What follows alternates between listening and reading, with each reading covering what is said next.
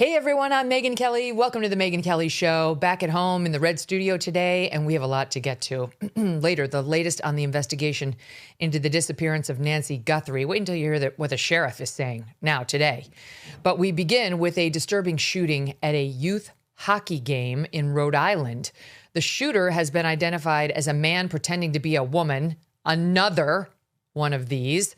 The gunman shot and killed his wife and then opened fire on his children before turning the gun on himself. And we have a guest with a perfectly timed book out to talk about this and all the other big stories in the news. Buck Sexton is a former CIA officer and co-host of the Clay Travis and Buck Sexton Show. He has a new book out called The Manufacturing Delusion. Manufacturing Delusion. How the left uses brainwashing, indoctrination, and propaganda against you. And it's out today. Go and get it right now. It's a great and it's an important read. And it makes some shockingly persuasive arguments about Buck's experience as a CIA officer and what he saw with these jihadis and what the left is doing right now to our children and to the rest of us. Don't miss a moment. Subscribe to this show on YouTube and follow me on Insta, Facebook, and X. International disputes, inflation, rising national debt, digital currency. There is a never-ending list of reasons gold has risen over 700% in the last 20 years. And a never-ending list of reasons smart Americans diversify a portion of their savings into precious metals with Birch Gold Group. Gold can thrive during uncertainty, which is why it is a crucial part of a balanced strategy. It gives you peace of mind given all the events that could impact the U.S. economy. See if holding gold in a tax-sheltered retirement account is right for you. Birch Gold can help you convert an existing IRA or 401k into an IRA in gold. Just text MK to the number 989898 to receive your free info kit on gold. There's no obligation, just useful information. With an A+ rating from the Better Business Bureau and tens of thousands of happy customers, consider letting Birch Gold help you diversify with gold, so you too can have peace of mind regardless of the uncertainty. Text MK to the number 989898. Buck, welcome back. Great to see you. Thanks so much for having me, Megyn. Appreciate it. Of course. So congrats on Pub Day, Manufacturing Delusion. Who is doing the manufacturing? Anybody who is seeking totalitarian mind control. So it can be a regime, it can be a cult, it can be a terrorist group, it can be a faction of left-wing loons in our own country. It really depends on the phase that you're in. And I try to break this down when I approach this book. Megyn, the initial idea behind it, or rather why I was thinking about this in the first place, was people will talk about things like climate change, and they'll say this is the biggest threat that we face. Or they'll talk about, I don't know, we're going to all run out of water or something. The biggest threat that we as a species face is mass hysteria and mass delusion. And I think that's been the case for a very long time. Certainly the 20th century showed that that was the case. And I hope we don't have to relearn that lesson in the 21st. But it's essentially when people go mad in masses or in herds. And this is done often intentionally. There are people who can control this. There are tactics that are used. And I get into, and the book is really about, chapter by chapter, various approaches to this kind of mind control, whether it's the Soviets, the Chinese, I said a bunch of different cults that I talk about, and also takes you a little bit into the earliest days of the brain stimuli to the outside, or rather stimuli from the outside to the brain connection that Pavlov, the Russian scientist, developed in the early 20th century. So there's a lot to go through in it, but it's certainly, there's a whole chapter on menticide and about the transgender situation, which is menticide obviously being mind killing. That's exactly what we're seeing in this country, menticide. I think it's so interesting because I love anything involving cults, first of all. And this really shows, like you talk about many infamous cults like Jim Jones, people drinking the Kool-Aid, taking their own lives, convinced that doom and gloom was awaiting nuclear attacks and so on. And then you liken it to what's happening today. And when you watch like the lunacy on the streets of Minneapolis. Mm-hmm. Is it so different from being in the Jim Jones cult and being convinced that, you know, you have everything to fear? The Gestapo's here. Like these ICE agents, they're locking people up. They're stopping innocents and throwing them away without a key. American citizens. The through line, it didn't really dawn on me until I read the book on exactly how the same tactics are being used only on American citizens. Well, you know, Megyn, this is why I draw upon, and I had the CIA. I'm absolutely contractually obligated if I write about CIA operations I was a part of. For the first time ever, I've written about them. I wrote about going after Boko Haram. It was actually called something else at the time. Boko Haram in Nigeria and Al Qaeda in Iraq, and then of course various, whether it's the Taliban, Al Qaeda remnants, and the Haqqani network in Afghanistan. But one thing that I found fascinating, and then I had some time at the NYPD doing counterterrorism there, you would have people who would show up in Iraq or in Afghanistan, and they were willing to blow themselves up in countries they had really never been in before, spent a very short amount of time in, to kill people they had never met because of a cause that they only recently became aware of, and often through online means. So if that's possible, if it's possible to have some kid who grows up in Birmingham in the UK and goes, you know what, I'm going to fly to Turkey, make my way into Syria, go across into Iraq, and try to blow up as many people as possible to fight against they always would call them the Crusaders and Jews, the Christians and Jews in Iraq, then it must be possible for this to be happening elsewhere in different ways, at different levels, perhaps not quite as violent, but also using the same process. And that brings me to Minneapolis. How do you get, suburban, middle-aged, seems mostly, in the case of Minneapolis, white women, to think that they should be blocking ICE officers with their body, that they're stopping Nazis, that they should spit at them, or that they should, physically throw themselves in the midst of law enforcement try to run operations? them over. This is crazy. I mean, this is a word that is applicable. This is crazy. There's something has happened to their mind. And I mean, I get into, like, Menticide is based on artificial breakdown and deconditioning. So the artificial breakdown is, and in the case of the trans situation, this really hits home.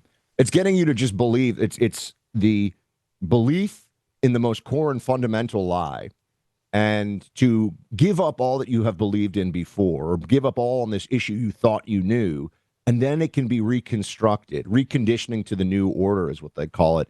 And this is what you see, where people not only are led to believe that you can't tell the difference between a man and a woman, or that a baby is assigned gender at birth. Think about what a crazy, I mean, we've all on the right been making jokes about the pronouns thing for a long time. And I think we realize now it's actually very, very, I mean, I've done that too, but it's actually gotten quite serious, as we see with more and more of these mass shooting incidents involving trans individuals.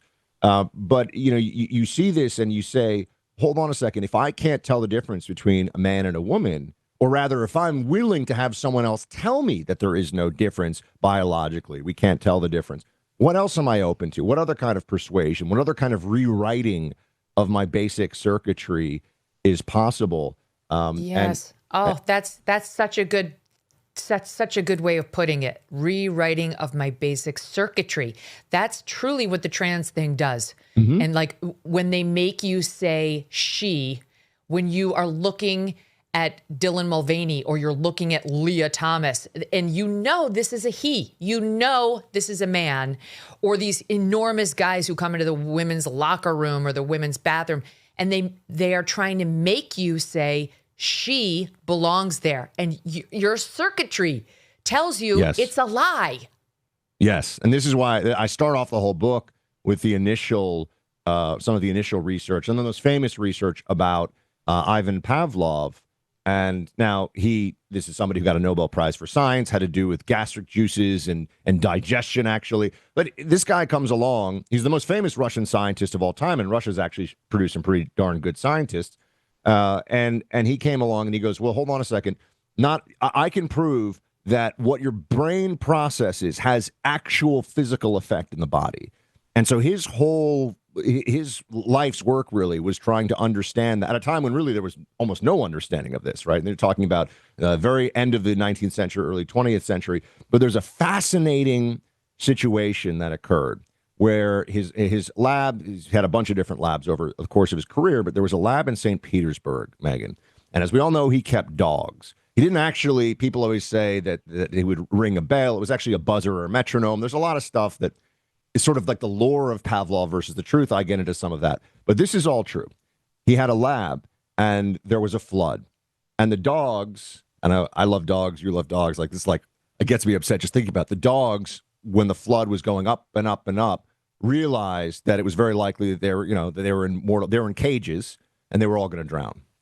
Some workers from the lab got into Pavlov's lab and were able to release these dogs just in time, and noticed extreme changes afterwards in their behavior. Essentially, that trauma was so profound in dogs that some of them that had been a little aggressive became far less aggressive and timid. Some of them that had been really friendly became quite ferocious toward members of staff. They had the circuitry had changed because of a fear stimulus. Now, I know we think about this stuff more now, but 100 years ago, that was a eureka moment. It was, wow, you can actually take externalities, in this case, a natural phenomenon, but you could then force it perhaps and make people change behavior based upon things in their environment and get physiological changes from that as well. So that is a huge transformation in our sense of where the brain and our psychology ends and our physiology and our bodies begin. And this matters so much, obviously, in the trans debate in a whole bunch of ways, because if you can submit on this issue and give up the most fundamental understanding of biology that I think really all of us have, that is a huge step in this process of getting people to be willing to say absolutely anything. That is why these are the outside stimuli. Use the pronouns. Say you don't know. You're constantly undermining your own cognition, your own ability to think through these problems.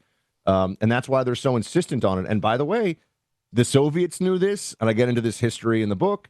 The Chinese during the Cultural Revolution knew this as well. They were insistent upon the constant barrage of falsehoods. Even if they knew, Megyn, you didn't know it. And this gets into Mao. By the way, the term brainwashing, which is a whole chapter on, comes from it's like a Chinese neologism, which is wash brain. And, they switched it around. A journalist named Edward Hunter, who was familiar with what had happened in the early days of the Chinese Cultural Revolution, says, this is crazy what they're doing over there. And there's been some amazing studies. There's a guy, Robert Lifton, who wrote a study of all these people, including some Westerners, by the way, who were just completely rewritten by this process of Chinese brainwashing over time. And it's very clear. There's a very sort of structured process to it. And this is how they thought they were going to, and it worked in a lot of cases. And this is how they seized control of the populace in China. This is what Stalin was had a little bit of a different approach. The Chinese kind of built on that, but this is what they did there. It's what they do in North Korea today. Everybody has to use the preferred phrases. Everybody has to bow in front of the emblems or the posters or whatever. Yeah. Because even if you don't believe it, what Megyn, we do on the American left today, too. Here's exactly just right. reminding for the listening audience, we're talking to Buck Sexton. The name of his book out today is Manufacturing Delusion, How the Left Uses Brainwashing, Indoctrination, and Propaganda Against You. And as you're talking, Buck, I'm thinking about the mass hysteria around BLM. And the surveys by the asking far left liberals how many unarmed black men are killed by police in a year. And some said over 10,000, right? And it was 12, over 10,000. They've been so diluted. I'm thinking about the climate change hysteria with, yes, of course, Greta Thunberg. But she's a good example because she was a kid, she's kind of turned into a bit of a villain, but she started off as just a deluded kid who was brainwashed by this same set of psychos, including people like Al Gore and Bill Gates and others who influenced that sect. Now it's AOC, et cetera. And then most recently, COVID. COVID is like that trauma that the dogs suffered that you write about in Manufacturing Delusion, where the water was rising, not for normies, but for lefties who convinced themselves that this was like the end times and that we were all almost about to die. And people like, forgive me because she's a minor, but Violet Affleck, who's still going back to the UN in her mask, demanding that we all wear the masks so that we don't die from a resurgence of some COVID strain. Like, it is, as you write, a manufactured delusion, and it was intentional. COVID was really the beginning of the idea for the book, Megyn, because I kept looking around, as many of us did, as I think so many of us did, and saying, okay, guys, explain to me why the wearing, and it's not a COVID book to be clear, but there's a chapter where I deal pretty extensively with this. And it is, by the way, the wearing of the mask is very much like use the preferred pronouns. Even if they know you don't believe, and even if you're doing it under protest, the act of submission itself continuously is part of the process of that rewiring or rewriting. But It's making my blood boil. Yeah. And I just remember people saying things like, well, put on the mask for the walk to your table. I'm like, in a small restaurant, I'm going to walk 15 feet to a table, have to put my mask on for that. But then when I sit, it's okay. or close a bar at 10 o'clock. That's right. This is crazy. That is the only word. This is nuts. And Fauci, who I find to be a vile coward and have absolutely nothing but contempt for him professionally and what he did, Fauci and all the rest of them, like, this is why it's manufactured. They found these things and these rituals to be useful tools of control. And there's all these different approaches to how you get people to think and to mobilize around lies, falsehoods, crazy ideas. Again, that is the meat of the book, and that's why I wanted to write it, because I really wanted to say, the book was like, what happened to you people? Why do you go so crazy? Including people that I knew who I had always thought were pretty normal. But, and, now you're seeing this with the trans thing. I mean, I think it was a really helpful moment when on Bill Maher's show, it was Neil deGrasse Tyson went on, right? He's a celebrated astrophysicist, a man of science. And he's won't say on this issue. Yeah. He won't say that men have an advantage over women biologically in athletic competition. That is submission. I got dollars to donuts. Neil deGrasse Tyson is wearing a dress at night. He is so defensive of this issue of like men being able to come into women's spaces, and there's absolutely nothing wrong with the trans. Like, I'm sorry, but there's something going on there that makes him so defensive of this. Maybe somebody in his family. I have no idea. It's just my opinion, but there's something off about that guy. Well, well, definitely. But I would also say that this is something, when I was doing the research for this, the willingness of people who are supposedly experts to go along with this is so directly correlates, I think, to the coercive mechanisms that exist within our society. It seems less so now, and I think a huge part of this is Trump has broken down so many of these just systems of coercion that exist around us in our society by whether you want to say broadening the Overton window, opening the realm of discussion. I mean, this is just a fact, and you know this, Megyn. People can say stuff now. Like, you can say now, a lot of minorities got into Harvard who honestly shouldn't have gotten into Harvard. They weren't academically ready, and they didn't have the grades, and they didn't have the boards, and the whole thing was kind of a scam, and it's wrong, And you're actually just stating facts, because that's actually what's come out of the Supreme Court, and we're all very aware of this. And you say to yourself, okay, there was a time when I faced major professional consequences for even stating things that are true. Oh, you can say that people used to wear blackface Halloween costumes when they wanted to look like Diana Ross or Michael Jackson, and it wasn't a big thing. No one cared. You can say that, and you won't get canceled. You won't get fired because it's true. Yeah, but see, these are the ways that people will say, "Oh, Buck, why do you talk about like menticide in the context of the Soviet Union?" And I get into the Stalinist show trials because I think this is so important for people to remember, and I don't think people learn about this in schools. Stalin killed millions of people. Stalin could have liquidated anybody. Yeah. Why did he have these people, including some incredibly dedicated communist revolutionaries that he had paraded out in these courts and for everyone to know about and everyone to see and hear about, read about, and had them confess to absurd crimes. I mean, basically had these guys confess to like assassinating Abraham Lincoln or something. It was crazy. Why do that? To show everyone this is what we can do. I can take someone and break them down so much that they will confess to absurdity. They will call for their own execution in court, which is also what happened. And it's because I am so good at this mind control. I am so good at breaking you down at the menticidal process. Like I said, played out in China, too.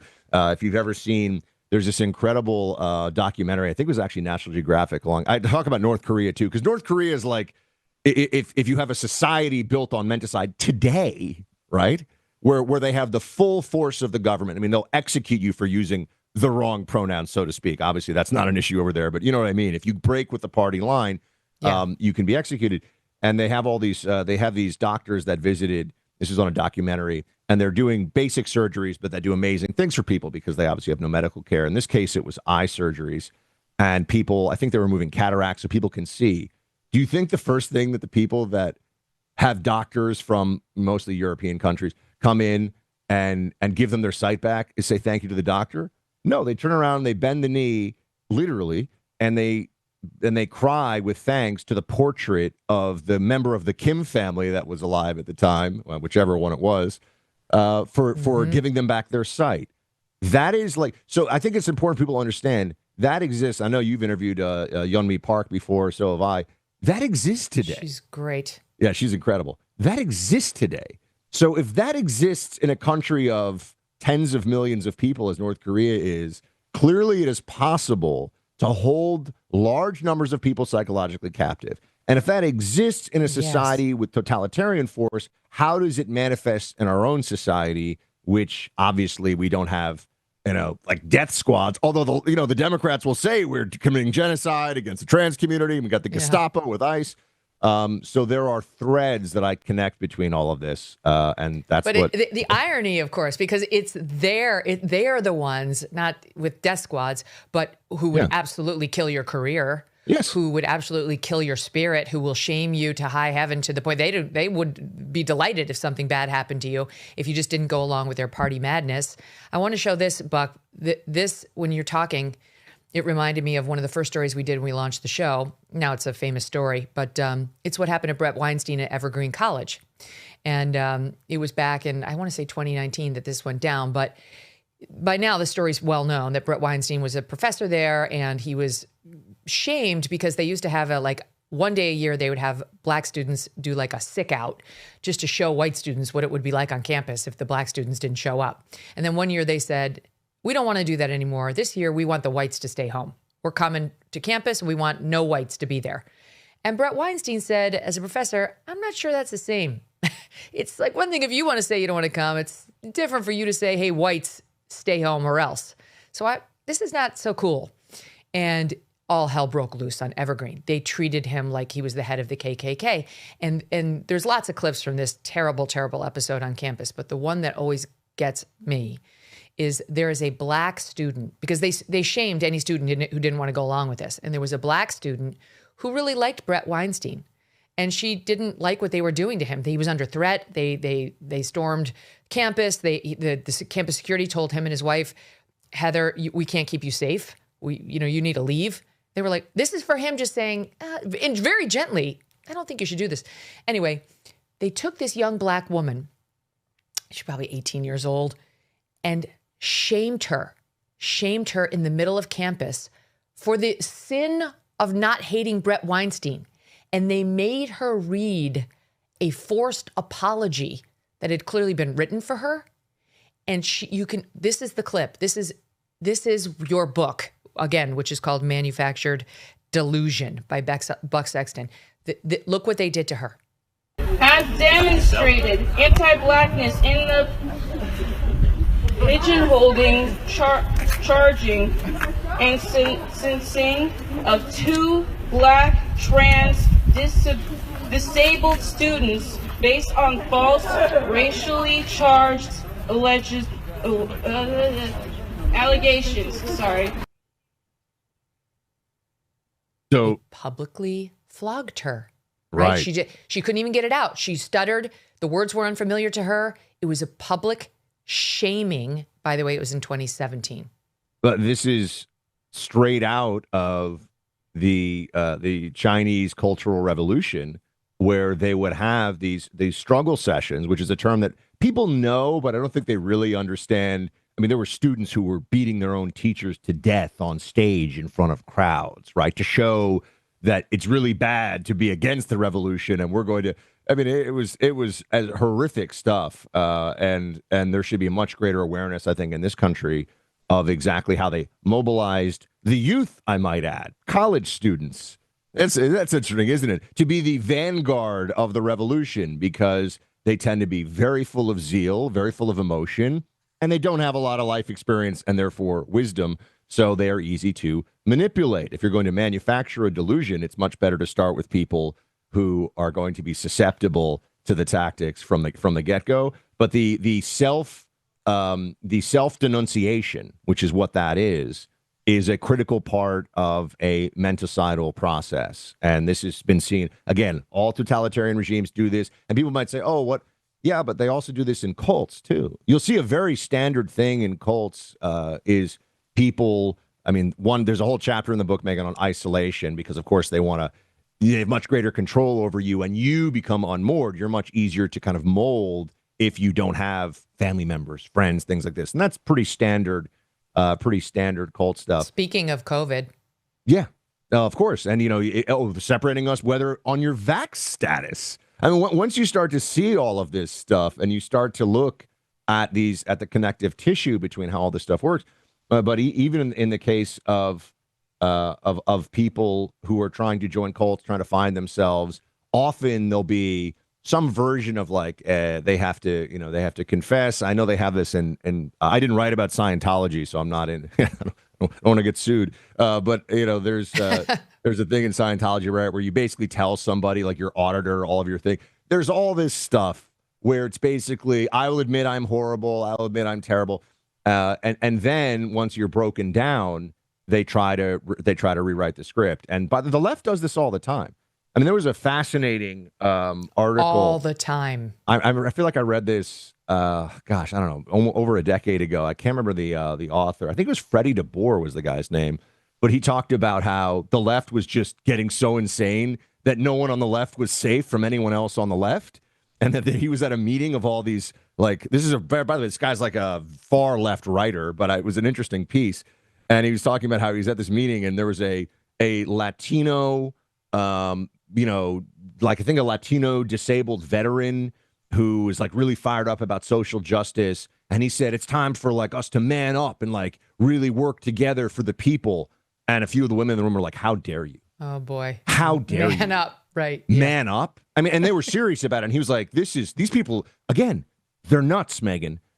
I kind of wanted the book to be like left-wingers are insane and just call that the title. And here's why, and get into like also the roots works. of it. But yeah, that would be a little like, you're not a psychiatrist. I remember one time on Twitter, Buck, I tweeted out something. It was some public figure. I can't even remember who it was. It was a female, though. And I said, she needs to woman up and like whatever, be strong is basically what I was saying. And the left rained shit down on me for that too. Like you can't say, well, which is it? I mean, that's actually kind of a compliment. I'm saying she should be strong, but no, you can't say that. Their word policing is all part of the control game.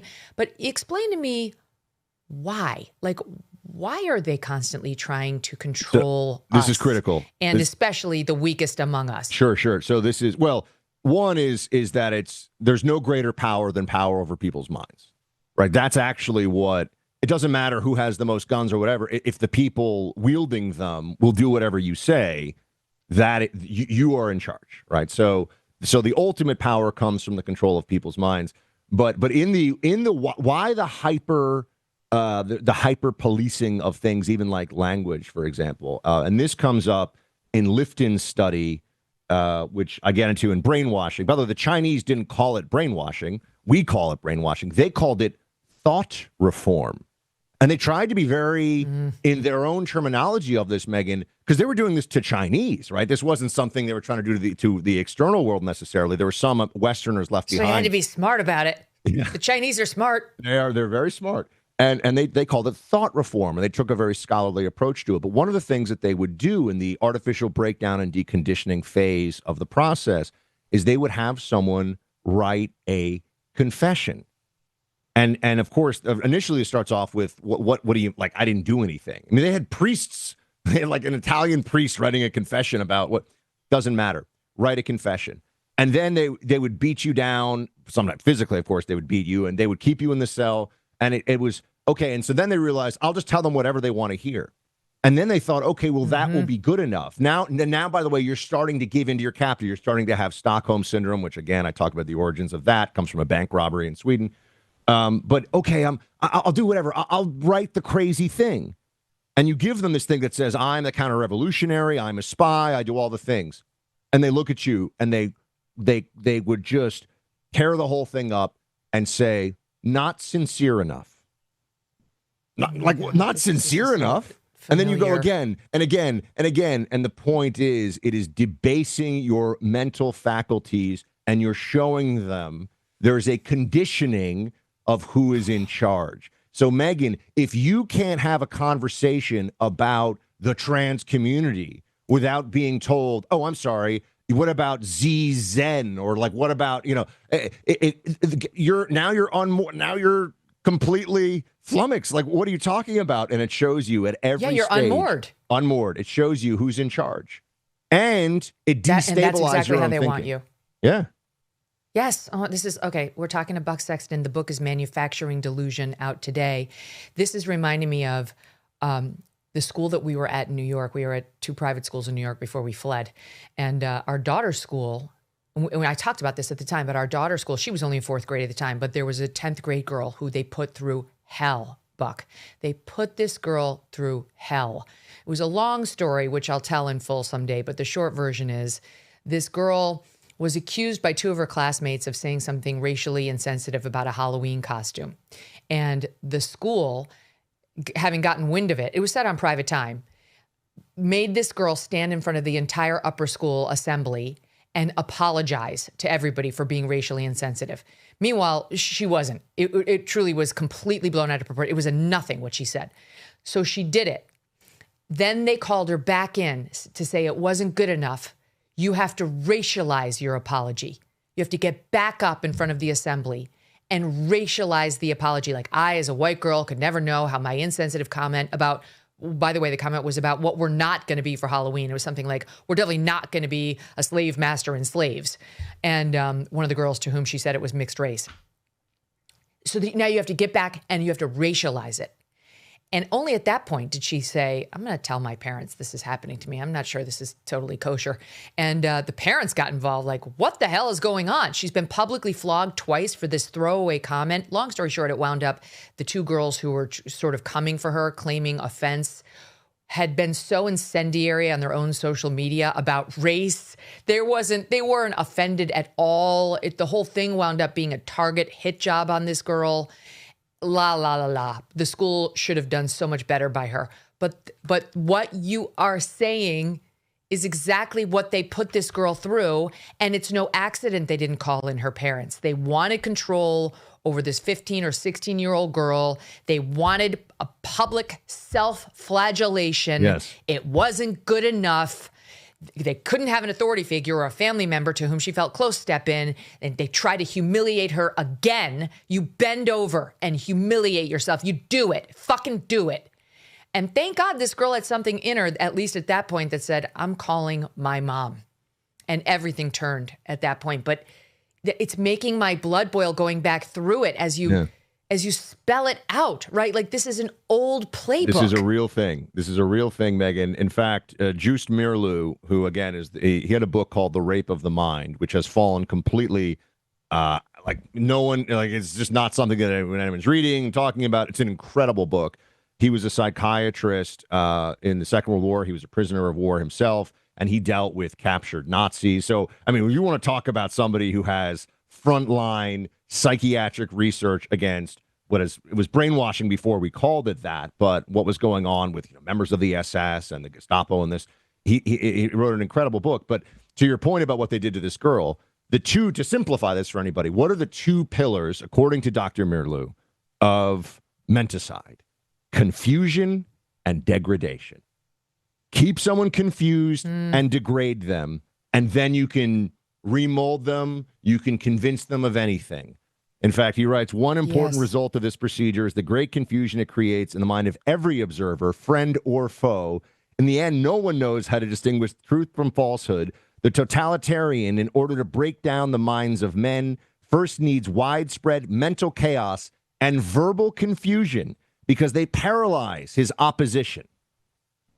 This is exact. Now, yes, you can do that with a squad of like secret police in some totalitarian hellhole, but the same process of confusion and degradation from authority figures in a different context, in a free liberal democracy or free for now, the same tactics can be used, right? So this is why I think it's so important. Or you can start degrading high school students for nothing. Keep them confused, keep them degraded. Firing people for nothing, or you can just publicly humiliate them for nothing. I mean, like, it makes so much sense. You can read about it in Manufacturing Delusion, Buck Sexton's new book. We've mentioned the trans thing a couple times. There was just a mass shooting in Rhode Island yesterday that I mentioned at the top of the show by a trans person, a man claiming that he was female. But before that, there was one last Friday, which was horrific. 8 dead, 25 injured in Canada. This is at the Tumbler Ridge Secondary School in British Columbia. And this was unbelievable. The initial alert described the shooter as a female in a dress with brown hair. I mean, that's just dangerous. You're just actually endangering lives. It was a man dressed as a woman, pretending to be female. And then the police later described the shooter as a gun person. They wouldn't call him a gunman, gun person, and was actually correcting people on the gender so that we didn't offend the dead mass shooter. He was a biological male who started identifying as female back in 2023. And they appeased him. They coddled him. They affirmed him. And he, like so many, including the guy who just shot up the Rhode Island ice skating rink yesterday, was driven to madness. And none of the coddling or appeasing wound up helping him. And it actually endangered their families and those around them, including the community. And even in death, in a place as fucking nutty as Canada. I'm sorry to my Canadian friends, but your country's lost its mind. They'll lecture you on pronouns posthumously, standing in a field of blood with the 25 people who are still struggling to save their lives with 8 dead all around them. And yet the Canadian authorities know that by policing language and by using these, like we're all gerbils getting little electric shocks, by using these constant tools of shaping the way we discuss and therefore think about these things, we don't have to, rather, the Canadians don't necessarily come to the very obvious conclusion, which is that these people are insane and need extremely serious mental help, the ones that think that they're, women or whatever. It's very obvious. It's very obvious to everybody who is thinking for themselves. And also all of the enabling that goes on is a grotesque submission to an evil ideology. I mean, this is how this has to be thought of. This is how it has to be talked about. I have friends now who will refer to, they'll call them like a tranny jihadi. Essentially, these are like holy warriors for the trans agenda now in their own mind, people who think that they are standing up for I don't know what you even say, like the community, because as you know, there's verbiage or there's talk about how there's a trans genocide, because if you won't affirm, you are erasing, and therefore you not using the preferred pronouns, it's almost like you are making a species or a group of people go extinct. This is bonkersville. Like, this is crazy. And yet every major university in this country to this day pretty much still goes along with this. like little automatons that are doing what they're told. Most of corporate America until 5 minutes ago was absolutely devoted to this. And the Democrat Party, to this day in this country, is still doing this thing. And, you know, we have to see this for what it is. There was Global News did a report on Friday about what happened in Canada at that mass shooting we just discussed. And listen to how they reported it. It's SOT 3. As Tumbler Ridge is grieving unimaginable loss, some community members are urging Canadians to resist division. This is really a time to put that away and to really think about compassion and love. Trans people are substantially more likely to be victims rather than perpetrators of violent crimes. There's fear around different identities. What we know is that people don't do these things because of their individual identity. Between 32 to 41% of trans people are estimated to have attempted suicide in their lifetimes due to stigma and discrimination, something a now removed Reddit account JessieBoy347, appearing to belong to Van Roetselaar, described. It really hurts. I am genuinely considering taking my own life. Yeah, that's just sheer propaganda. That's a Canadian news outlet. That's fucking propaganda.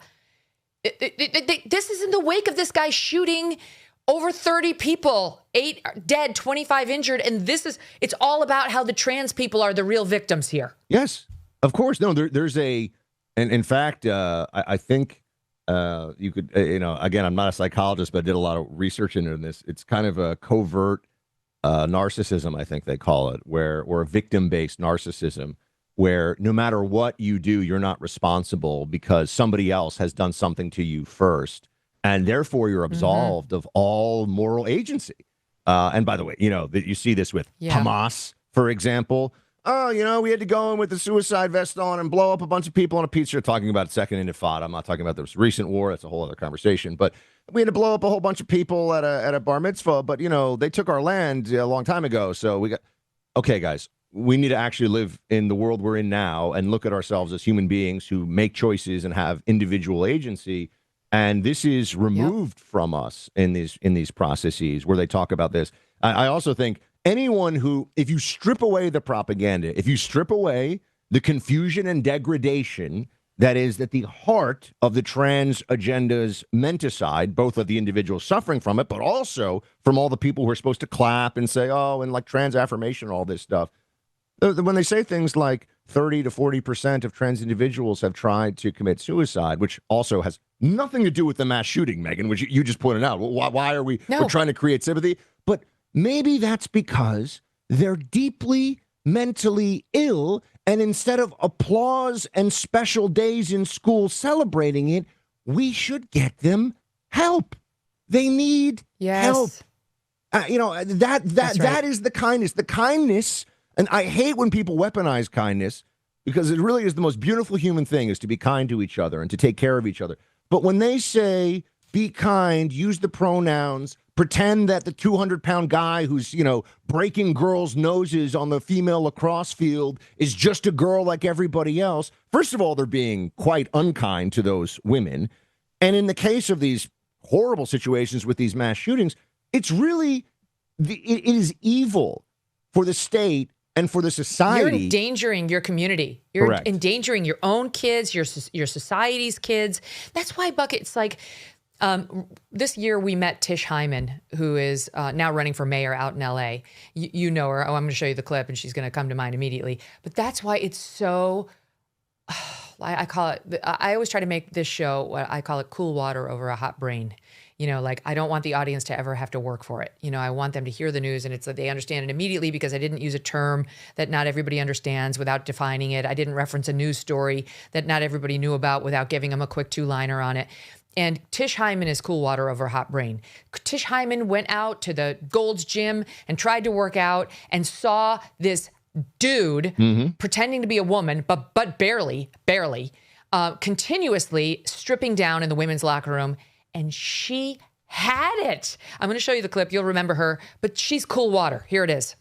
Gold's Gym! Men! Grown men with big dicks in the women's locker room. And that's getting kicked out, and I want to make sure the girls know. The fuck? Everybody saw that man in the fucking locker room. No one saying shit. And I'm fucking done with it. It's fucking stupid. It's dangerous. Me naked in front of a man without my permission. But I ain't the one who gets kicked out the gym, y'all. I'm terminated for not wanting men in the locker room.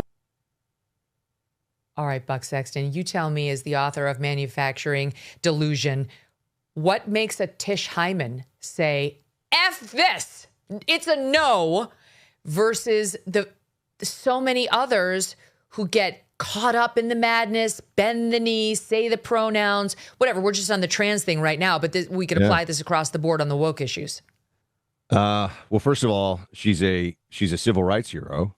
And I know that the media will never say that, but she's standing up for the civil rights of women. Full stop. If I had a daughter, I have a little son, but if I had a daughter who was trying to work out in the gym and she had some dude next to her, and, you know, the whole, so we can't have gender separate spaces. We can't have women feeling safer. And anyway, we know this, but you're asking a very important question. And I do get into this toward the end of the book. And by the way, one thing that I'll just note, I have a whole chapter, Megyn, on how mind control in the era of AI and deep fakes and possibly even brain implants, like we're entering a whole new, so it's really important to understand all this stuff now and how these things work together and how these tactics are used against populations for control and for power, because that's ultimately what this is about. This is about controlling people so that, you know, you can be in power, the group, the entity, whatever, the individual. There was also incredible brilliance and beautiful thought that came out of some of the dissidents. And one of the great examples of that would be Alexander Solzhenitsyn. And his probably most famous phrase is, live not by lies. And that's it's a very important proclamation. It's a very important mantra. The woman that you showed here out at that gym, and I remember that clip very well. We talked about it on radio. She refuses to live by the lie. She just won't do it. And if you go through your life that way, if you refuse to live by lies, it's really hard to control your brain. It's really hard to make you part of the hive mind, to make you a tool in someone else's quest for power, to bring you into political madness, the madness of crowds.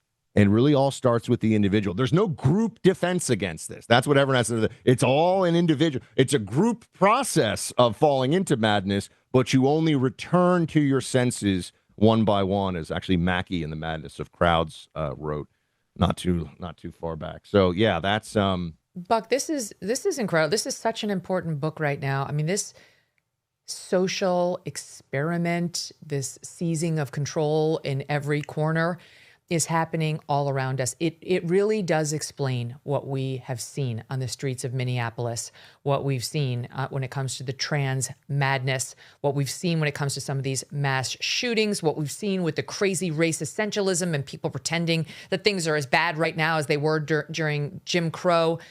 It's because these people have been the victims of manufactured delusion. That's the book, Manufacturing Delusion, how the left uses brainwashing, indoctrination, and propaganda against you, against its own and against you. But unlike most on the left, you actually have a shot at standing up against it and going with the live not by lies that we saw Tish Hyman stand up for as well. Buck, thank you. I love talking to you. Good luck with the book. Can I say Everybody go buy it and support Buck. I'm going to say one quick thing. I just think this is particularly full circle, Megyn. And first of all, I really appreciate you. And you really find out who your friends are when you've spent 18 months sweating blood and tears for a book and 6 months of CIA review. Who's got your back? You are my very first interview on Pub Day. You were the first person that I wanted to talk to about this book. And I think it's full circle because you're also the first person who ever put me on primetime TV when no one had any idea who I was. And look how it's all worked out. I knew you were going to be a star. Thank you. I knew it. I appreciate you very much. No, Listen, I'd love to say it's all benevolent, but thank you for your excellence. You're always fascinating to talk to, Buck. I never walk away from a segment with you thinking anything other than, my God, he's so smart. Thanks for your being here, and thanks for writing this. This is truly an important book. Awesome. Thanks, everyone.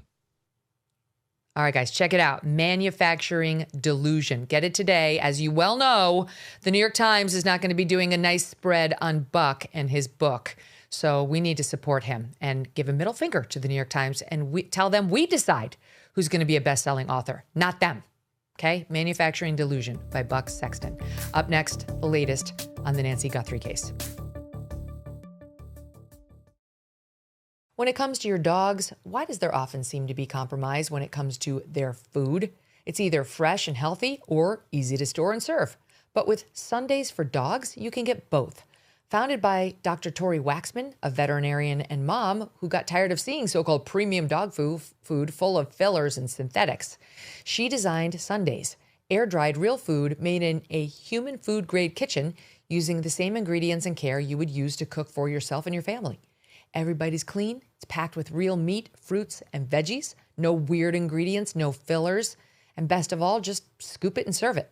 No freezer, no thawing, no prep, no mess. Just nutrient-rich food that fuels their happiest, healthiest days. Consider making the switch to Sundays. Go right now to sundaysfordogs.com/Megyn50 and get 50% off your first order. Or you can use code Megyn50 at checkout. That's 50% off your first order at sundaysfordogs.com/Megyn50. We are now more than 2 weeks since Nancy Guthrie went missing in Tucson, Arizona. She lives with a pacemaker. Plus, we are told she needs medication to stay alive and has limited mobility. In other words, time is and has been of the essence. And yet, we don't know where she is. And day after day after day, we are seeing a delay on the processing of the DNA found on those black gloves that were found 2 miles from Nancy Guthrie's home. Because this local sheriff refused to send the gloves to the FBI lab at Quantico, insisted on using his lab in Florida, and apparently they're having real difficulty due to the FBI protocols in uploading any of that information or making sure it's of the quality needed in order to run it into the federal database that compares the DNA to that of known criminals, or CODIS. It would have been nice if he could have just cooperated with the FBI and conceded that it's possible the gold standard lab at Quantico might do a better job. But it appears to many of us that this is a turf war in the sheriff's mind only. And rather than using all the resources of the FBI in order to expedite things because there's an 84-year-old woman who's missing and may be dying, he wants to protect his turf. He likes to be in control. There's something very off about this sheriff. Very off, okay? Yesterday, we told you during our show that while the sheriff was trying to say, or NBC News at that point had said, they're moving away from the family. Then after the show, the sheriff came out and said, none of the family members is a suspect. I'm saying it affirmatively. The family members are not suspects in this case. Okay, that's not consistent with what we were told by our federal law enforcement sources, which was no one's been ruled out. No one has been ruled out, including members of the family. Diametrically opposed information. So we decided to go back and say, all right, well, what is it? The sheriff's the sheriff. He may have learned something that changed what he told the Daily Mail on Sunday, which was the same as our federal source. No one's been ruled out. That was Sunday. Then Monday, the sheriff said, all the family's been ruled out. Okay, what happened? Did we get DNA back?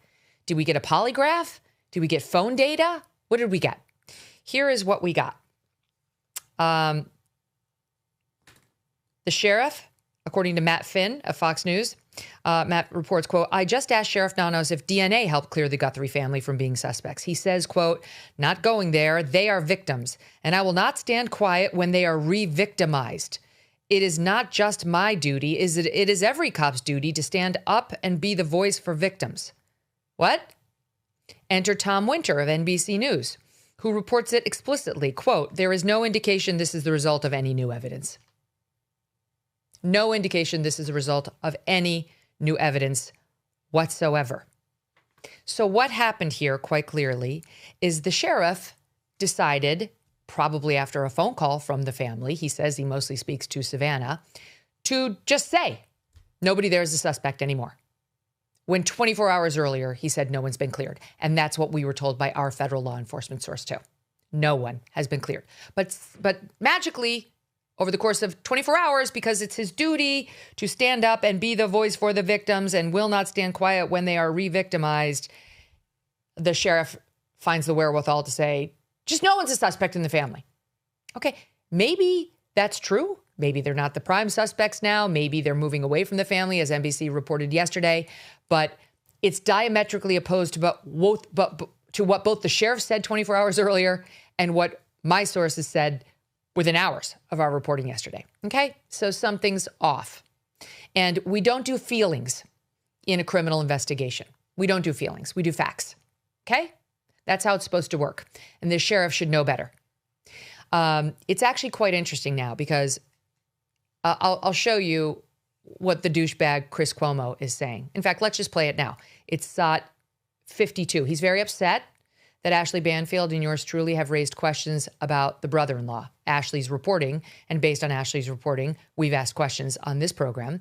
And here's Fredo Cuomo on his little-known show on News Nation, which has less viewers than I have fingers. Now, look, I've never heard law enforcement make this kind of a statement during an investigation, and I'm not calling for the family to be removed from suspicion. The job is the job, right? But the job is also, you don't speculate just because you don't care that you're destroying this family, just because it may get you some clicks. But I want to correct something the sheriff said. It's not the media. No one who pays attention to the law or any standard of decency is doing this. What these digital people are doing. It's the digital media. It's those denizens. It's people who get paid for clicks and rage bait. All right? These fugazi, sloppy influencers and would-be sleuths. Right? The truth about whether Nancy Guthrie's family is under scrutiny. She doesn't know a damn thing. The reason the cops are going back to the home is because the police think she did it. Where'd she get that? Bullshit. The video messages from the family are like a movie. It's from Silence of the Lambs. Why are they doing that? Okay. So let me tell you what Fredo is really upset about. He has Fredo no Rado. That's his real problem. Nobody watches his show on News Nation, and I mean nobody. And nobody watches his failed podcast either. Nobody watched his Sirius radio show. Nobody watched him on CNN. And therefore, he gets upset at anybody who does well, like our show, which is always one of the top 3 conservative podcasts in the nation. It's currently #1 on Apple. Fredo doesn't like that, okay? Because as I say, Fredo no Rado. So he gets upset and he gets jealous. Sometimes in the past on this show, we've called out Fredo for his terrible behavior, for his bad ratings, for his lies about bumping into people who just happen to be listening to his podcast, because literally nobody does. And Fredo can't take criticism. And I'll tell you something I've never told before. Fredo actually called my lawyer, who he happened to use briefly on a legal matter, and begged the lawyer to get me to stop mentioning him. He didn't want me to attack him because it hurt his little feelings. So now Fredo sees an opportunity to attack yours truly because, of course, we're doing well with this story too, as we do when we do other news, which Fredo can't relate to. So Fredo's upset, and Fredo's trying to play the protector of the Guthrie family. Meanwhile, there are a few in news who have done more for the Guthrie family than this show. We have covered this story extensively since it broke because Fredo doesn't understand, but I too am a news woman like Savannah. I too worked at the Today Show like Savannah Guthrie. I too have been the victim of a deranged stalker, which may be one of the possibilities here. Something Fredo doesn't realize we've covered extensively as well on this program. I too know Ashley Banfield extremely well, and she's had extremely solid reporting for 20 years in the crime and other fields as well. And so when she tells me she's got a solid source, I take her very seriously. And I also saw this matter being discussed, guess where else? On News Nation, all around Fredo, by Elizabeth Vargas, by Jesse Weber, Dan Abrams, who had the show right before Chris Cuomo for years, did a long segment on it with Ashley Banfield. It's all over Fox News. Jesse Waters, Sean Hannity, up and down the lineup, Laura Ingraham, all of them have discussed whether the brother-in-law had anything to do with it, because in an investigation like this, you don't rule out family because of feelings. because of your little feelings, Fredo. Because I know you're in the business of protecting your family. Okay, we learned that firsthand during COVID when you put your loser brother on there and ran cover for him. And then ultimately, it was one of the things that led to your downfall because you didn't report honestly on his many, many problems during COVID or his many, many problems in grabbing women. And perhaps the reason you chose not to do that is because you yourself were accused of having a Me Too problem, as you well know. Okay, we had the senior executive producer on this program who talked all about you and your behavior in a bar with her. There was another woman at CNN who came forward against you, who did a whole podcast about the discomfort you made her feel. And then there was an anonymous woman who came forward who was the last straw before your firing.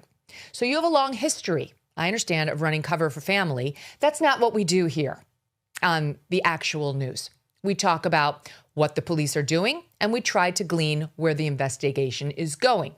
And we especially do that when we have a sheriff who repeatedly, when asked whether anyone has been ruled out, says no one's been ruled out. Absolutely not. Not the family. No one. No one's been ruled out. Everyone remains a suspect until we have somebody in handcuffs. That's the way you do it. And you especially do it that way when the sheriff tows the car belonging to the sister and her husband and impounds it. You do that when the sheriff and the FBI continuously return to the sister and her husband's home, taking pictures in the middle of the night with the lights off, suggesting there may be something that they need to capture in the same hour of night as Nancy Guthrie went missing from her home. Go back time and time again to search the home and take belongings from the home and take photographs of the home, which is not the crime scene. So this is what a responsible reporter does. What they don't do is stage news. Okay, I need to help you, Fredo, because your little begging to my lawyer to get me to lay off of you didn't work. So this is what you're going to have to deal with. Actual facts when you try to come for yours truly. This is what we don't do. We do cover facts. We do follow leads, but we don't stage news, Fredo. We do not pretend that we are walking out of the basement, our basement during COVID, haven't smelled the fresh air in months when everybody knows you were on the street in an altercation involving your bicycle weeks earlier. Remember this moment on CNN? All right, here it is. The official re-entry from the basement, cleared by CDC. A little sweaty, just worked out, happens. This is what I've been dreaming of, literally for weeks. My wife, she was cleared by the CDC. She doesn't have fever, she doesn't have the symptoms anymore, more than 7 days from her quarantine. We're still a little scared, so I'll just give you one of these. Just give you one of these. Just give you one of these. Just give you one of these. Bella has, of course, taken the video. This is the dream. This is for when we go outside. That's what we have to do now, all of us in New York. So anyway, I'm back. His mask. It was all fake. He'd been on the street. It had made the New York Post, and he humiliated himself. And he continues to humiliate himself with his 4 viewers. Envy is a very unattractive thing, Fredo. Work on that. In any event, we've had a few updates since our show yesterday, including News Nation's Brian Enton saying the FBI is now visiting gun stores with a list of 40 names and 40 photos. That's very interesting. Agents are asking whether the people on the list have purchased a gun at that store that they're visiting. It's unclear if all 40 are persons of interest or what exactly is happening there. I have a theory, but more importantly, my panel's going to have thoughts. Joining me now for reaction, Chad Ayers, former SWAT team leader, former Navy SEAL and FBI Special Agent Jonathan Gilliam, and Maureen O'Connell, a 25-year-old veteran of the FBI and co-host of the Best Case, Worst Case podcast. Great to see you all. Welcome back, guys. So it's very interesting to me. We'll get to the gun stores in a second. But the fact that the sheriff comes out, Jonathan, just based on like feelings, it's my obligation, he says, that they are victims and I will not stand quiet when they are re-victimized. It's just my duty. It's every cop's duty to stand up and be the voice for victims. With NBC reporting, there is no indication this is the result of any new evidence whatsoever. So what is the sheriff doing? Well, I think he's making an emotional statement, and it's not based in fact, because you can't clear people unless you know the motive, and you have suspects, and you have, and perhaps they do have that stuff and he's not saying, but he's not the voice of the family, and he doesn't speak for the family. He is there leading an investigation.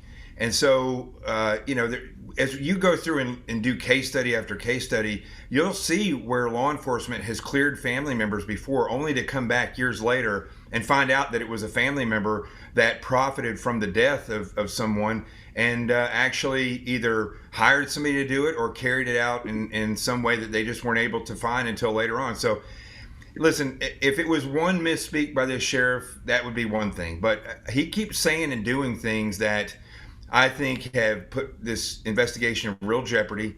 And I think any time that you tell public that you need to calm down, or tell the media you need to calm down, the problem with that is that you're losing that force multiplier. So instead of saying these people are no longer a suspect, they're cleared, he should just come out and say, listen, the vitriol is getting so bad against people that you have no evidence against, and we're not looking at currently, that you're causing threats, you're causing potential danger to these families, and I need that to stop because it's hampering the investigation. You see how much better that would have been if he would have said that? I mean, this guy, he's pointed out once that one of the reporters asked him a question. She had a name that resembled a male's name, and he got in a conversation laughing about that. This is like 2 days after this disappearance. And so I think that he's been in, it says law enforcement in his bio for 50 years, but for somebody who's been in law enforcement for 50 years, he does not know how to work the media, and he certainly does not know how to run a task force investigation that utilizes all the tools in the toolbox. Well, here's what's crazy, Maureen. Now he's saying to Local 13 News that the family's been 100% cooperative. He said that before. And that family members were ruled out as suspects in the first few days. Now, if he means Savannah, I can accept that. I believe she was in New York at the time her mother went missing. But if he's referring to Annie and Tomas, it's a lie. That's a lie. And we know it's a lie because we need only to look back at the sheriff's own statements. Here he is in a montage dating back since the beginning of this case in SOP 50. Nobody's eliminated, but we just really don't have enough to say, this is our suspect, this is our guy, we know, or our gal. We just don't know that. Are you actively investigating the son-in-law in this case? You said you haven't eliminated everybody. Have you eliminated him or come close to it? We're actively looking at everybody we come across in this case. Everybody. It's so cliche. What, Sheriff? But everybody's still a suspect in our eyes. That's just how we look at things and think as cops. Does that mean we have a prime suspect? No. And the family's been very cooperative. They've done everything we've asked of them, and we want that relationship to continue. And sometimes people can be mean out there, and that can really harm us and harm our efforts. Weird, Maureen. That doesn't sound the same to me as all of the family members have been ruled out as suspects from day one. No, it doesn't. And he acts as if we're all being unreasonable for even questioning whether or not Nancy or Annie and her husband are involved, when, as I've said numerous times, and all of us on this panel here, we've done a number of rollback warrants to different locations, but I've never done 6 on one location. I mean, we're the ones following the facts. When law enforcement shows up at a house over and over and over and seizes a vehicle, and then the one, her husband, Tommaso's been completely out of pocket. No one has seen him since that day he did like that, the gangster lean in his car trying to get away from the press.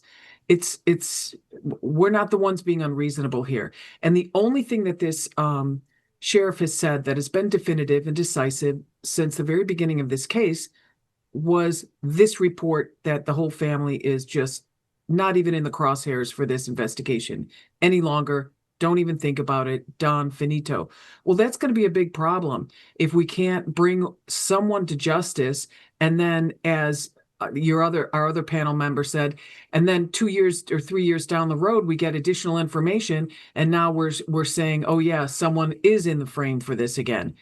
Now what are we going to do? It's going to cause problems for the trial. You got to think about the trial more, focus on what this trial is going to look like. Chad, I think about, the Tomas is who people have speculated about, originally based on Ashley Banfield's reporting, but also because obviously you look at the family first. And you know who else you look at? You look at the last person we know for a fact to have seen her. And that is Tomas Sioni, Annie's husband. How do we know that? From the sheriff. The sheriff told us that. He said it to the New York Times on the record, and then admitted that when he went back to that presser and said, oh, we're going to go with just the family, he changed that only because he didn't want to draw too much attention onto Tomas. Well, that's the most foolhardy thing ever. You can't say, I'm changing it from Tomas to just the family because I want to remove any suspicion or focus on Tomas, especially when you've been going to his house overnight repeatedly. You've sent people in there to search who have left with evidence bags. And we know that you impounded the family car, and you refuse over and over again to say that he's not a suspect on camera to reporters from the beginning of the case. I mean, the sheriff needs some serious media training. So obviously, he's not good at crisis management either. He's not good at crime scene management at all. We've got, investigators discarding their gloves. I still do not understand why Nancy's house was not roped off, taped off, sealed until she's brought home. We talked about that the other day. We are seeing sloppy investigations going on here.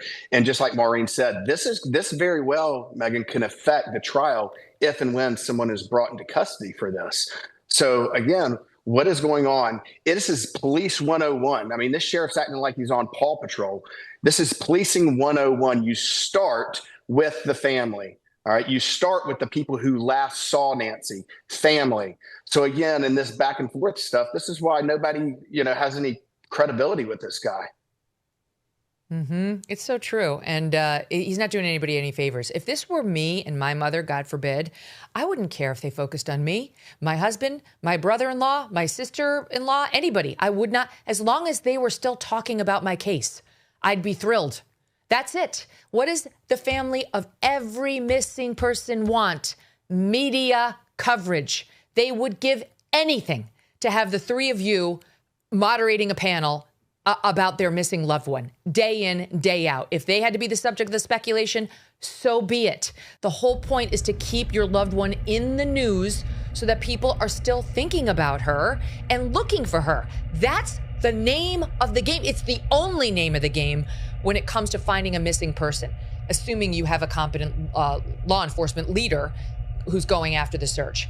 Now, in the meantime, it does appear that they're pursuing other avenues, which are good, shoe leather police work. And that leads me to the FBI going into these gun shops and asking if they know anybody, if anybody on this list of the 40 names or the 40 pictures has been in there to buy a gun. What is that all about? Maureen, I'll start with you on it. I think what they're doing is, it seems to me as soon as I heard that number, that they probably have about 6 suspects that they're looking at. And the gold standard for like a photo array or for what we call a 6-pack is to have one defendant or one person we're looking at in with 5 other innocent people. So if you divide 40 by 6, you get a little over 6. So I think they have 6 people they're looking at, maybe 7, and they put them in photo arrays with known individuals that don't have any criminal backgrounds or others. And they're showing them to the gun owners with a whole list of names just to see if anything pops out. But it's a way to look into everyone without telling them who you're looking at exactly, if that makes sense. Yes. They have to do it this way, Jonathan, because they can't, it'll be a bad lineup if they don't. Sure. It won't be admissible. Yeah, and also, we're so stuck on talking about DNA that sources and other methods that the FBI and law enforcement in general have, when these people do bad things, they usually and typically run in a bad crowd. and people will give hints, or they'll talk about, or they'll tell in confidence another bad guy what they've done. And so sources that we have that are paid sources, or they're working off a debt, those individuals can spring an investigation forward, very quickly. And that could be where some of this information is coming from. And so when you do get a list of names and you go out there and you float these things, it's just showing me that, just like Brown University, where they were having these terrible press conferences and people were like, what is going on there? Well, the investigators were there just killing it, man. They were doing incredible work, and that investigation was closed very quickly. And I think that's probably what's happening here, that despite the sheriff, the FBI and the investigators, even though we've heard that the investigators on the case for the sheriff, that he kind of cleaned house and has very inexperienced investigators running that case, but I still think that there's people there that are really working hard. What I also don't see, which when you got to look at the totality of the circumstances of these things, is the fact that they found one glove in like 15 or at least a dozen gloves that have been thrown down by searchers. The FBI said they found 16. Right. So gloves that searchers have thrown down. So what that tells me is there's a lack of standard operating procedures, a lack of briefing, which signals a lack of control by the investigative lead agency, which is the Sheriff's Department.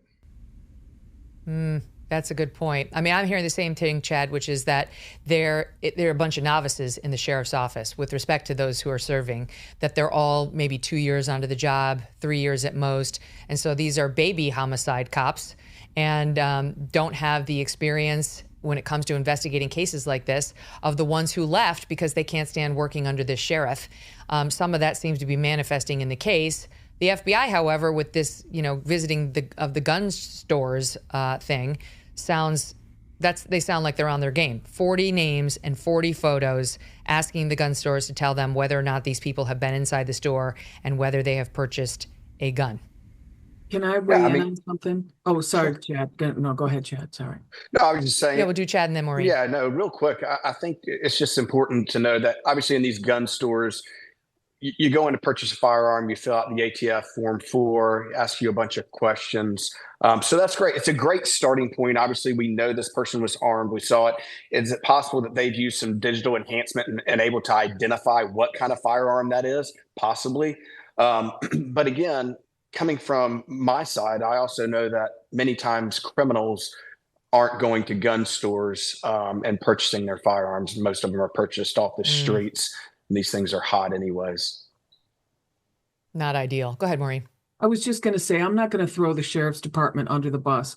And even if someone only has 3 to 5 years experience, if you had a really good training officer or a really good detective that was training you for those 3 years, you're going to make really good, solid decisions. I know that they're pouring their heart and souls into this. I can see them out there working. They're all paired up with FBI agents, and we learn from each other in these instances. So I'm not going to go down that road with just throwing that whole department under the bus, because I don't believe that's fair. And with regard to the gloves, those 17 other gloves that they found, so they had a bunch of volunteers out there doing as part of the search and rescue team, and they're going to have a different standard with regard to evidence and evidence collection and how we do things. And then they had the support employees or the civilian employees that were also out there that are also a part of that contingent, that group. And then they had the sworn officers. Each of those groups has a different standard for what they do. They should be trained to the same level, but oftentimes they aren't. And when the FBI comes in, we always have a bag of that we designate from the beginning. Hey guys, this is where all our trash goes. So our Tyvek suits, gloves, everything like that goes into that one bag. But there's been more than one occasion where that bag has blown off and stuff's flying all over the place and you're trying to pick it up. So there are things that happen. Obviously, they should have all been picked up. None of them should have been left there. But there are mitigating circumstances to a certain extent. Well, that's the thing, is that we've got so many eggs in the basket of these gloves, and the DNA analysis being done by the Florida lab, which is completed, but now it has to be uploaded onto CODIS to see if it matches any of the perps in the federal database. But they won't upload it until they've been assured that like the quality of it is adequate. I don't totally understand what the FBI is doing there, but I guess they're not going to upload it until it's of a certain quality.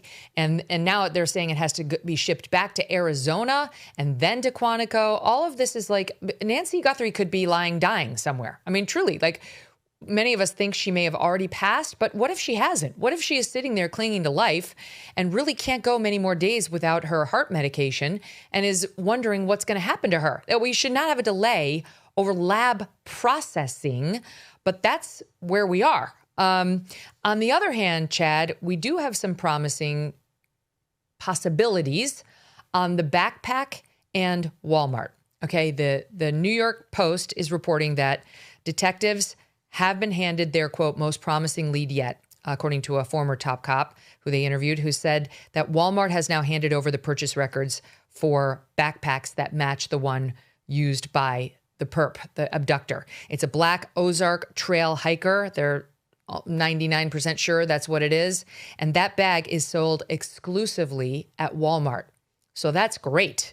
Now, they do point out, look, it doesn't mean couldn't have wound up at a Goodwill or a thrift store or a flea market or been gifted by somebody to somebody else. But let's face it, the overwhelming odds are that this guy bought it.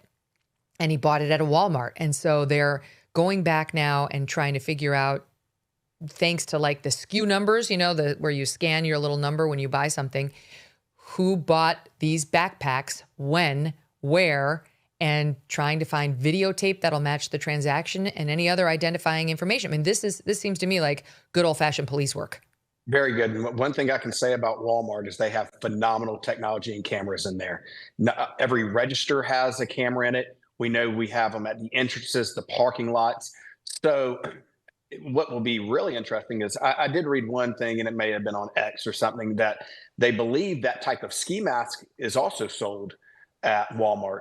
So what a golden, a golden egg this would be, Megyn, if all of a sudden you see the guy with the old soul patch and the backpack and the ski mask. At that point, you better start stretching and get ready. Because things are going to start moving really quickly. But it's almost like a tale as old as times. How many Dateline episodes or crime shows have we seen where they go back, and this is how they're caught? They go back to the Walmart, the Ace Hardware, and you see them buying the type of equipment to dispose of a body or to break in or whatever. Duct tape, exactly. It's a shovel, it's duct tape, it's a tarp. It's a murder kit. I mean, like every other Dateline. We're still dealing with every other criminal, Dateline guys. This is still a criminal.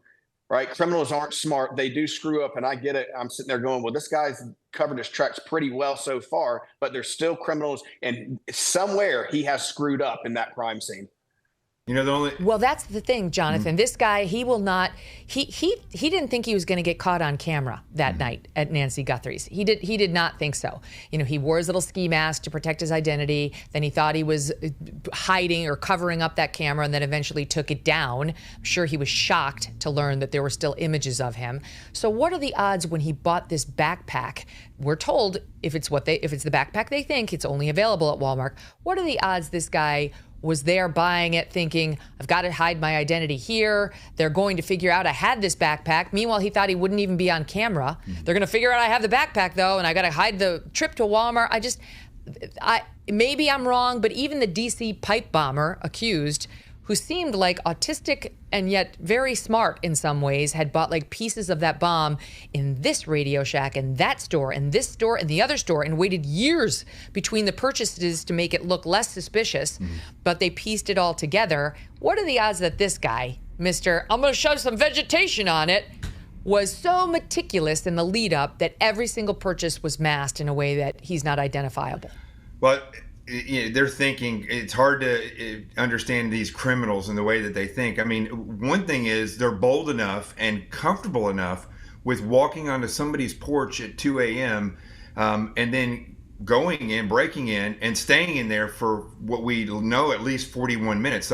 That's the comfort zone that they work in, which is, it can be a psychopathic type of where they don't have a conscience like we would typically have, and they don't feel the emotions like we feel. So they can go in and do these things, but it doesn't mean that they're good at what they do. And so what we typically see, and again, I've been in the FBI and done all these other things, but watching 48 Hours, binge watching that for years and years, what you're going to see are statistics and behaviors and things that come out with these people. And they do things because they don't have the conscience and they're not scared, but they make these gigantic mistakes or micro mistakes that really giant investigators are able to go out and find. So I think that diligent investigation and agencies that do their work in a fast is smooth is slow, and when they do that and they really take in all things into account, you will see these mistakes that these criminals make, and it's profound. We mistake, though. We say all the time that this was a what's the word that they use? That this was an advanced, or that this person had some type of expertise in this. I mean, as we see with that guy, his expertise was walking up, covering himself completely up, and walking into a home. But I'm sure he didn't think that when he dropped that glove a mile or more away from the home, that was going to be found by investigators. I'm positive that he didn't think that. Well, if that's his. Yeah. If that's his. We don't know. And one caveat to that bag, I will say, and to Walmart, is that they do live very close to the border, and there are Walmarts in Mexico. So he could have gotten that bag in Mexico, and if that's the case, then it throws a whole other problem into the case. And we're also told that the Tucson Walmart does not have that ski mask. They don't keep them in stock. And so that would have to be an online purchase if he got that at Walmart. I mean, that one could have come from Amazon, et cetera. So that one may be a little tougher to track. Maureen, can I ask you, yesterday, I did the show without you guys, and the breaking news yesterday morning was that a local reporter in Tucson was claiming, based on an inside source, she didn't describe it as law enforcement, et cetera, that this whole case has moved closer to believing that A, Nancy may be alive, and B, that this was a burglary gone bad. Now, no sooner did she take to the airwaves and report that than both of the Fox News reporters on this, citing their federal sources, said, getting serious pushback on that, on both pieces of it. They're not saying Nancy's dead. They're just saying, don't sign me up for we strongly believe she's still alive. And the burglary thing, but she's standing by her sources, and she's had good reporting thus far. Do you believe that this was plausibly a burglary gone bad? No. No, I don't. And I don't know of many burglars that go into a house, don't take anything of value other than a female victim who's practically immobile. So no, I don't think that's. I wonder who her source is and what they heard that they misunderstood, because it just doesn't seem to make any sense to me at all. Mm-hmm. I wouldn't rule it out, though. I wouldn't rule it out, and I hope that they don't. Why not? Because the reason I rule it out is because he didn't take anything other than Nancy. That we know of. If you're going to steal, and well, yes, but I mean, I feel like the sheriff would have told us if we have reason to believe there was some burglary. There was a burglary aspect of it. I feel like he would have, maybe I'm wrong, but he like you break in there, you're going to steal something, maybe you bump into the homeowner, maybe she got up for a cup of tea in the middle of the night because she couldn't sleep, and you decide you're going to take her because she saw your face or what have you. Aren't you at least going to take your loot too? You're going to take something besides the old lady and the hassle. It could be, well, yeah, it could be, but see, we first of all, we don't know what he did or didn't take. We don't know at what point, if he was in there burglarizing the home when she woke up. She could have woken up immediately and he injured her or killed her immediately. And then he spent 40-something minutes trying to figure out how to get her out of there. Also, I've heard people talking about, well, his backpack is full. Well, every time I order something online, like a drone or something, I get a backpack with it, and it's cheap. And that guy could have had 20 bags stuck inside that backpack that he has. So we don't know what his intent was. So that's why I just say, I don't rule these things out. Just like I wouldn't rule out the family being a suspect or actually having paid somebody to carry out this crime. As an investigator, I take each possible lead or each possible theory, and I put them on a dry erase board, and then as the evidence comes in, then I will chart that evidence underneath that one particular avenue of approach that I'm looking at. And so as crazy as it may sound, there's always a plausibility. And I think when you look at the fact that we don't actually know when and what happened inside that house, then you can't say that his intent was not to show up there and rob the place. I want to talk about a couple of other possibilities here, because, we've been talking about the other possibility. There's a few, yes, I suppose burglary gone bad is one of them. I don't think it's most plausible, but okay, it's one of them. One of the lanes is family member who wanted to get rid of Nancy for some reason. One of the lanes is stalker of Savannah Guthrie, who wanted to get closer to her, wanted to hurt her, something like that, doing something to the mother. They couldn't get close enough to Savannah. And then there's also the possibility of just random ne'er-do-well. Worker. Or somebody who didn't like Nancy. Yeah, a worker who Nancy didn't give him a good enough tip. Nancy said the wrong thing. They saw an opportunity. And there is still the possibility of legit kidnapper who decided to steal this old lady because she had a famous daughter and he thought he could extract a bunch of money from her. So there's a couple of those lanes that I wanted to explore with you guys today, including stalker, Savannah Stalker. It just so happens that just this week, a BBC presenter, that's what they call them over there, news anchor who is Scottish. She works for Scotland's BBC, or is it GB? In any event, she's a UK broadcaster for the BBC, and she's Scottish. Her name is Anne McAlpine, and she just came out this week and gave an interview about having been stalked by an erotomaniac, a guy who very wrongly believed that they were in a relationship, even though they had never, ever met. And here is what she said in SOT 61. It was letters that started coming to my work, and they were declarations of love, poems, gifts, CDs, cards, those sort of things. So more than fan letters? Yeah, and they were quite frequent in nature as well. Sometimes I would receive up to 3 or 4 in 1 week over the course of about 8 to 12 months. Didn't think a huge amount of them at the time. I didn't find them particularly threatening. Unpleasant and uncomfortable, certainly, yes, and a bit of a nuisance. But a lot of the time, these letters would end up in the bin, depending on where I was when I read them. So they were in block capitals, all signed off by the same name. So there was a reference point, there was a name, and they were also dated. But I got engaged at the end of 2021, and the tone in the letters sort of shifted. Why? Because the engagement was public? Yes, and I think this person seemed to think that we were in some sort of relationship. They would comment on the clothes that I wore on TV, the way that I moved, the way I held my pen. They thought I was giving subliminal messages through the television.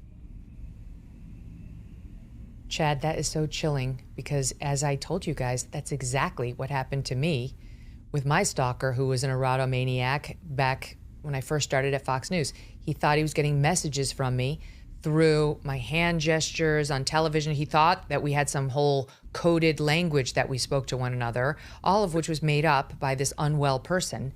And there you see it happening to this gal too. Is it possible that it was happening to Savannah Guthrie too, whether she knew it or not?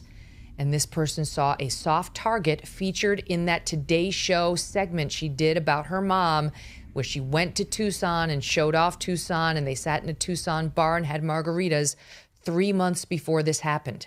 Well, I'm sure that the FBI is diving into Savannah's unread, or, how your texts or the Instagram messages go to a separate folder if you're not friends with people. I'm sure they're diving into that. But Megyn, you bring up a great point. We have seen an increase, and there's a term out there called extreme misogyny. And that's these guys, predominantly men, that just have this hatred. They get a friend request, or they see someone on TV, and they truly believe that there's this is a mental illness, and that they are being invited into some type of relationship, or that this person is communicating with them. And when they do not get what they are looking for, that extreme misogyny, they turn to violence. It is hard, though, to wrap my head that this person would turn and kidnap an 84-year-old woman. to take out your anger. But I guess it is plausible. It is possible if you want to affect the hearts of a young woman, go take her mother. Mm-hmm. I mean, that's one of the reasons why this story is so compelling and has so many eyeballs, which is like, who takes somebody's mom?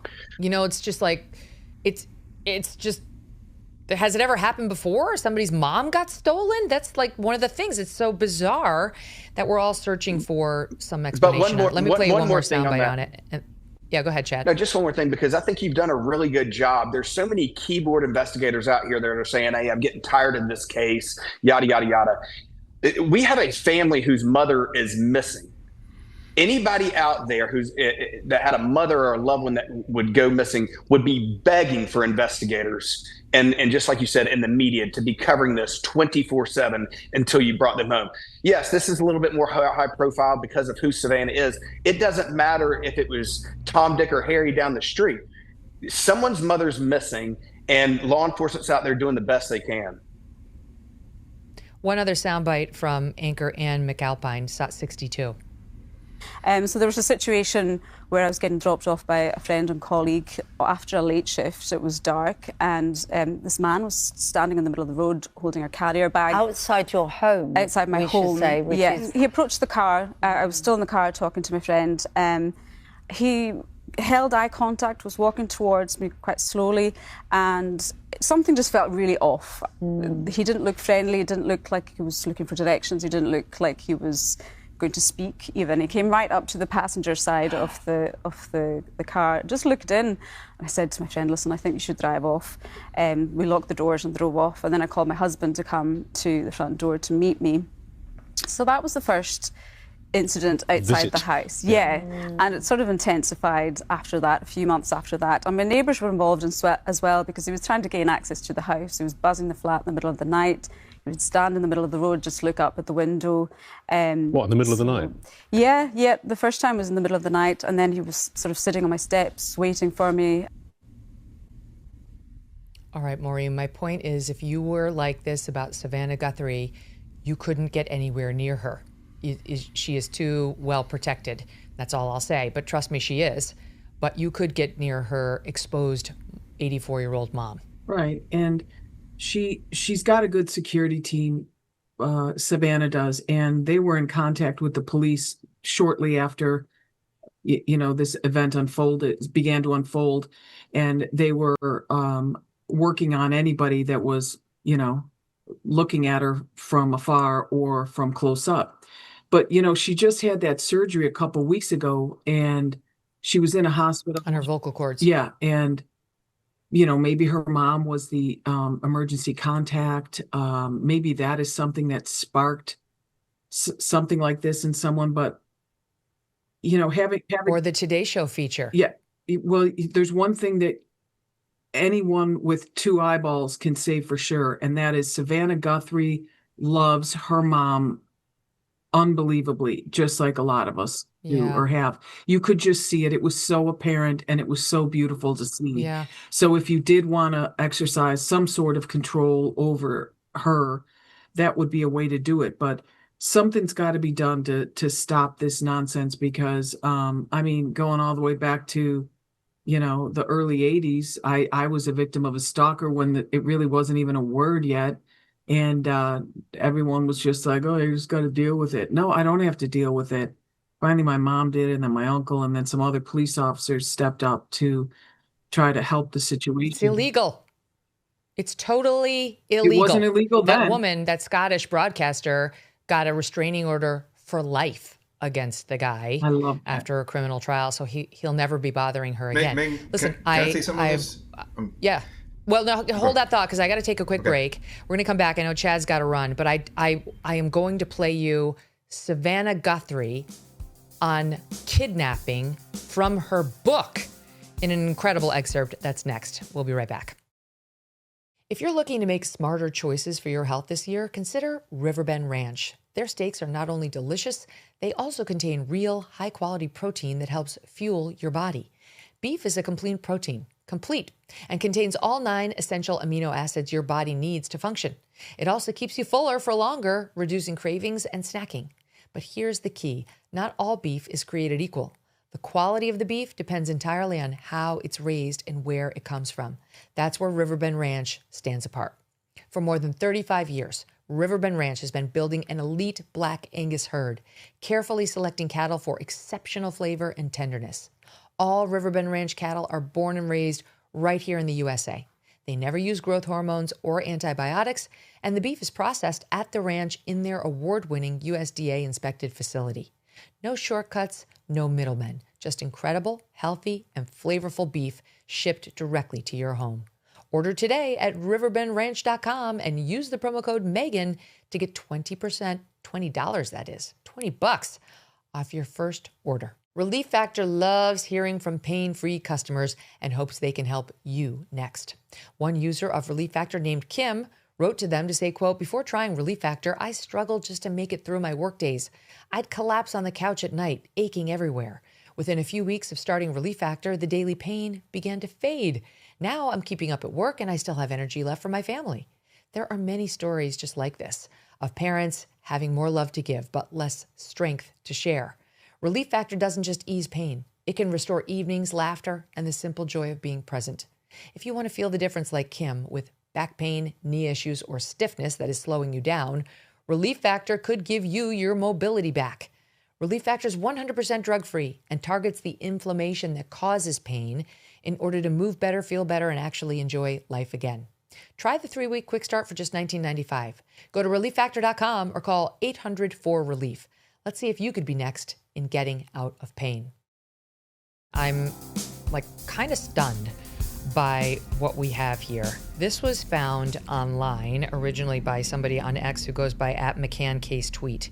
And this woman, I don't know, flagged that Savannah's book, which was released in February of 2024, discussed a game she used to play as a kid with her cousin, and it was a kidnapping game involving Nancy.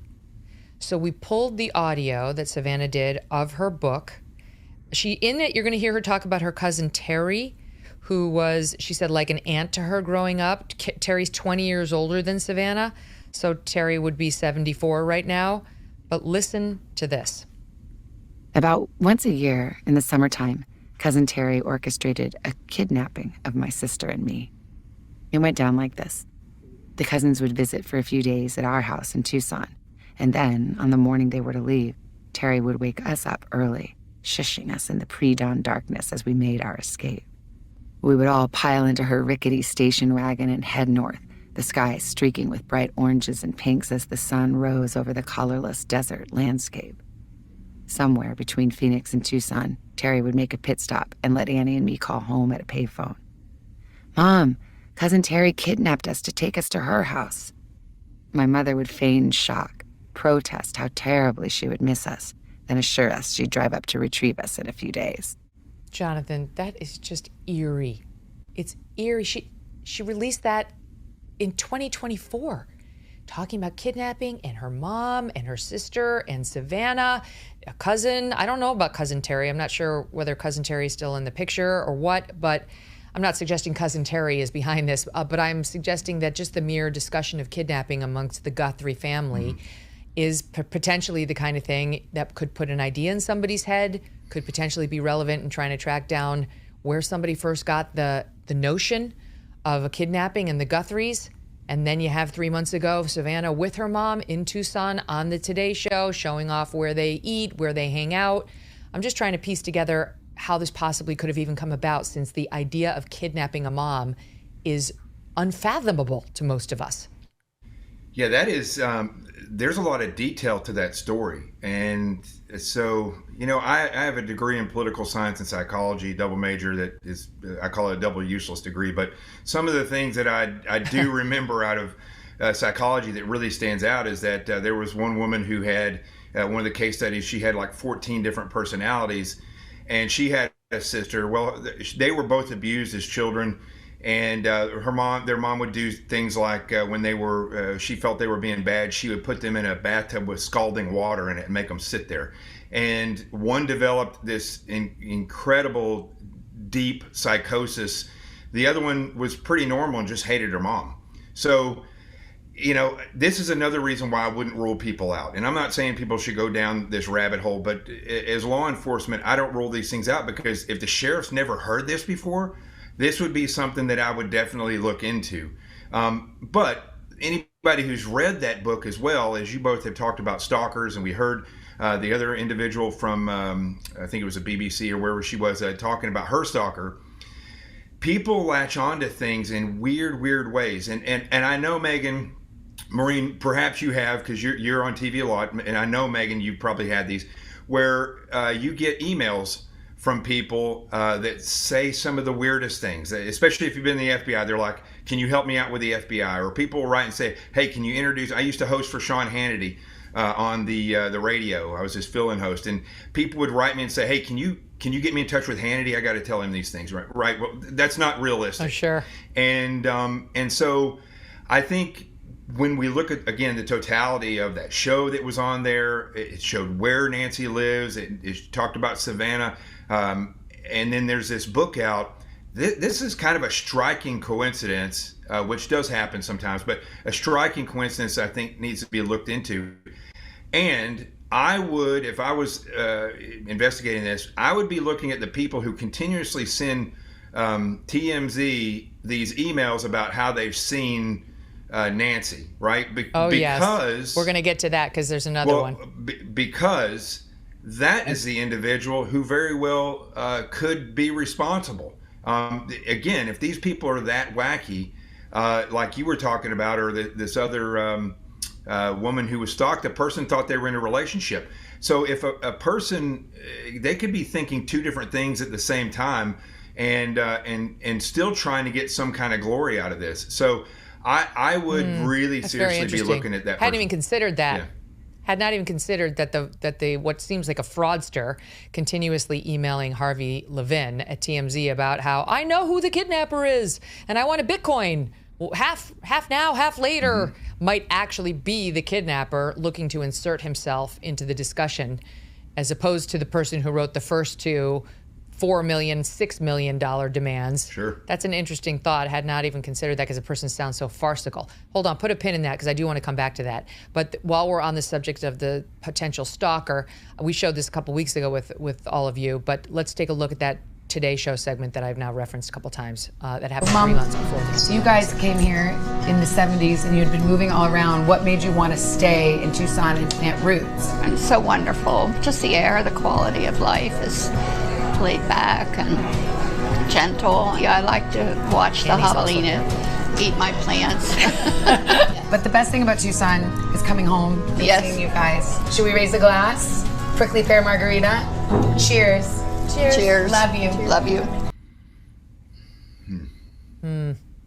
It's eerie now. It's sad. Maureen, you're right, by the way.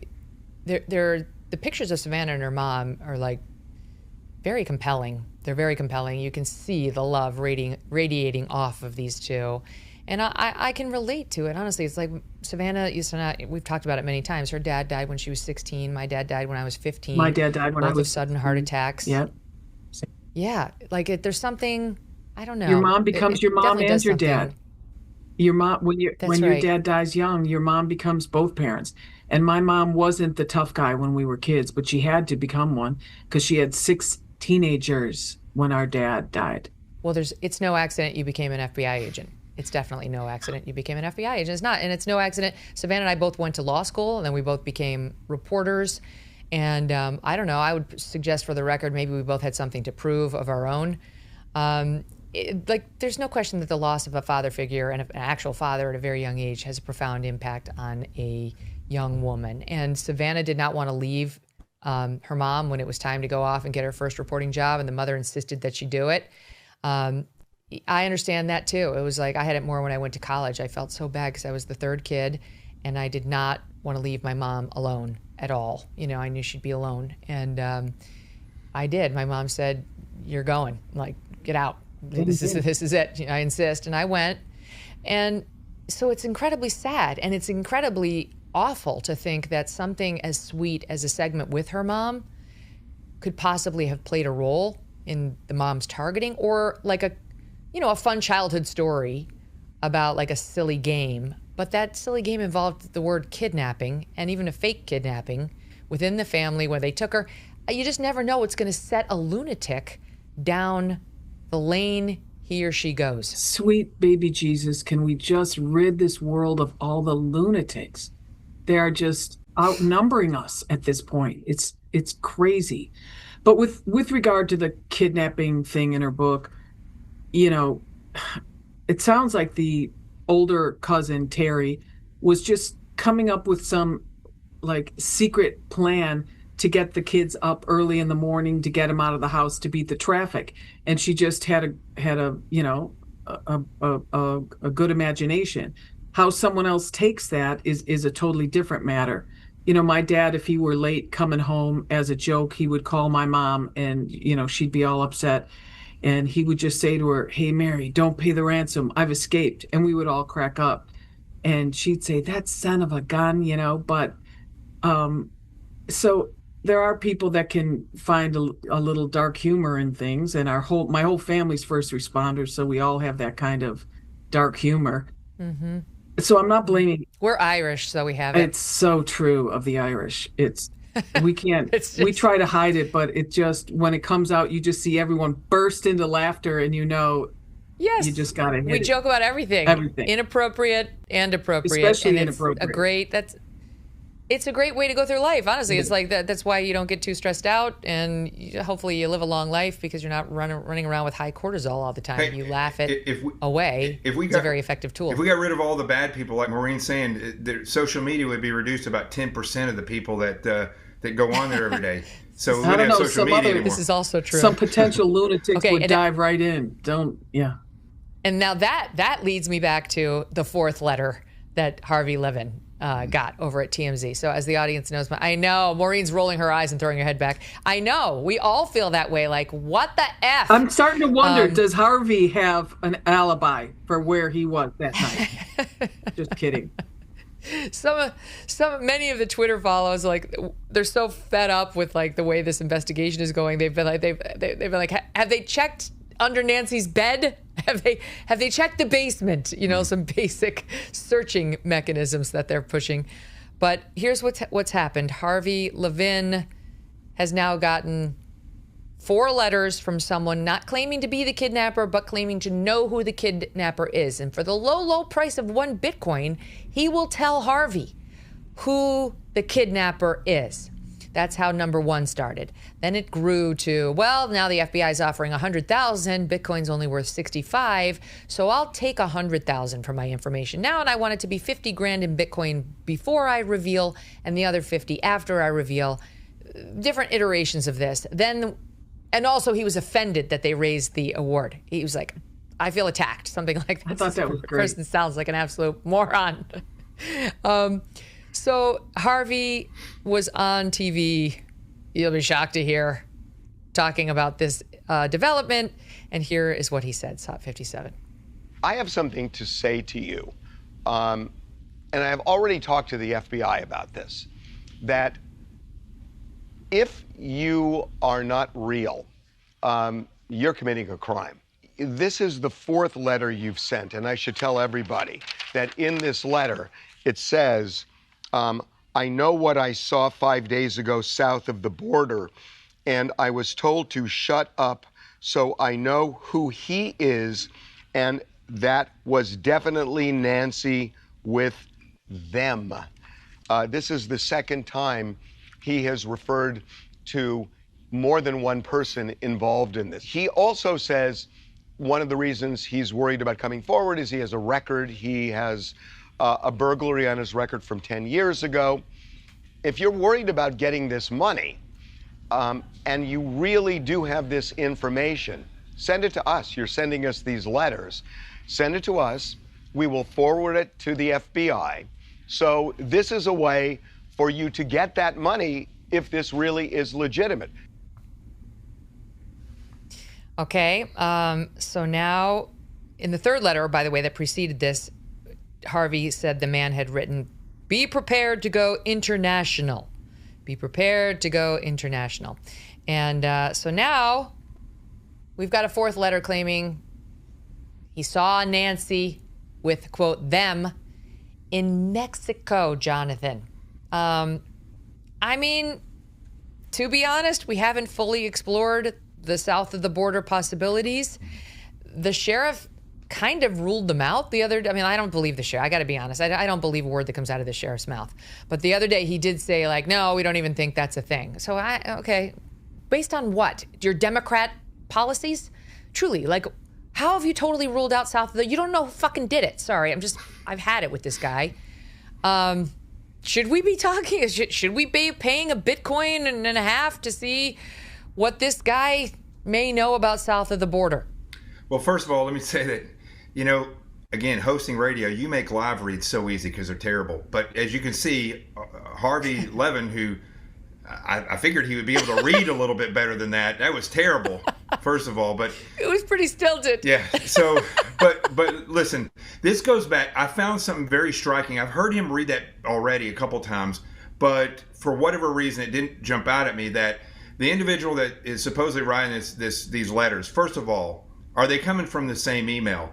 And if they are, then that is very telling.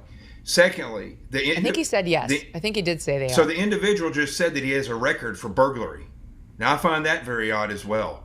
As I told you the last time I was on here, 20% of the people who commit a homicide are the ones who call in and report the homicide. So they think that's going to keep them out of trouble or for whatever reason. So it could be the case, and I would hope that they are looking into this, that this individual could be the one who was actually going in there to burglarize the place, didn't even think about TMZ or anything, and then these other potentially fraud ransom letters came in and were read by TMZ, and so this individual reached out because he wants to get some money for something. Perhaps it was a robbery gone bad, but the reality is, again, when we're looking at the totality of all these things, this is how you go down as an investigator. You have to look down these rabbit holes. There's so many different cases that were not solved until years later because they just did not take a second to stop and say, what is this? Is there a possibility here? Because statement analysis is one of the most important things that you can go through, I think, as an agent. Unfortunately, a lot of us don't go through that much training. I got the opportunity to. I wasn't a polygrapher, but polygraphers are amazing at it. And statement analysis can tell you a lot. And that last email was that he got. That's very odd that he mentioned that he has a record for burglary. It's a forensic that's so linguist, interesting. So maybe.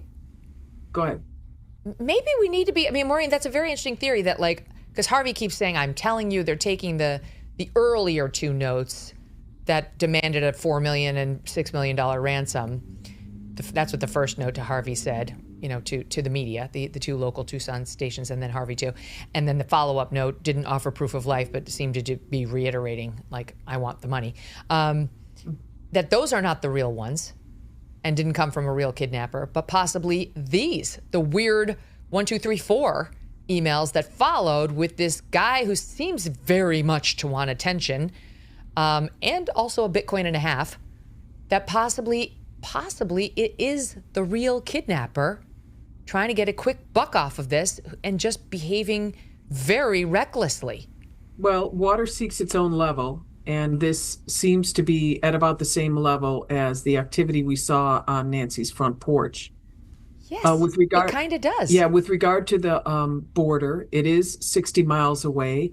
It is a place where you could do it anywhere. You could certainly do it in the United States also, but you could pay someone to take care of Nancy while you go through the negotiation process to get your money. But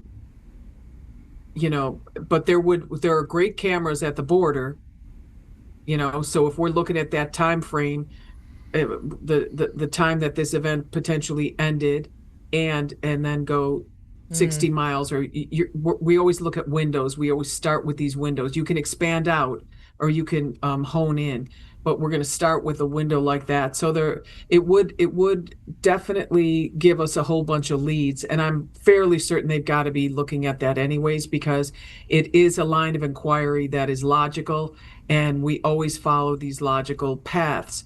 But we were told initially that was no, that isn't what was happening. I don't think the Bureau would listen to that. I think they they would have definitely looked that way.